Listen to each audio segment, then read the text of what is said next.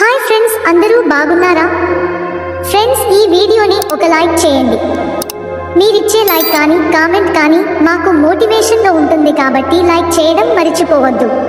హస్త ప్రయోగం అనేది పురుషుడి యొక్క శక్తిని మొత్తం వృధా చేస్తుంది, కనుక మిగిలిన పనులు చేయడానికి ఆసక్తి లోపిస్తుంది. కామం వలన పురుషుడు నాశనం అవుతాడు, కానీ స్త్రీ సంతృప్తి చెందుతుంది. ఒక స్త్రీ తన భర్తను ఎంత ఎక్కువ ప్రేమించిన పరపురుషుడు యవ్వనంగా ఉంటే అతడితో శృంగారం చేయడానికి అవకాశం కోసం వేచి చూస్తుంది.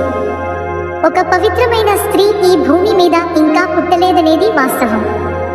ఒక స్త్రీ భర్త వలన సుఖం పొందాలని అనుకుంటుంది. అదే సుఖం దొరకకపోతే పరాయి పురుషులపై ఆశ పెంచుకుంటుంది. ఒక స్త్రీ నిన్ను కోరినట్లే అనేక మంది పురుషులను తన జీవితంలో కోరుకుంటుంది, ఎందుకంటే తన ఆశలకు అవధులు లేవు. వీటిని పురుషుడు ఎన్నటికీ కనుగొనలేడు.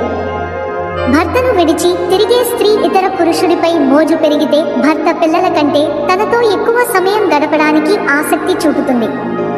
ప్రతి చిన్న విషయానికి అనుమానపడే గొడవపడే స్త్రీతో పురుషుడు ఎన్నడూ సుఖపడలేదు.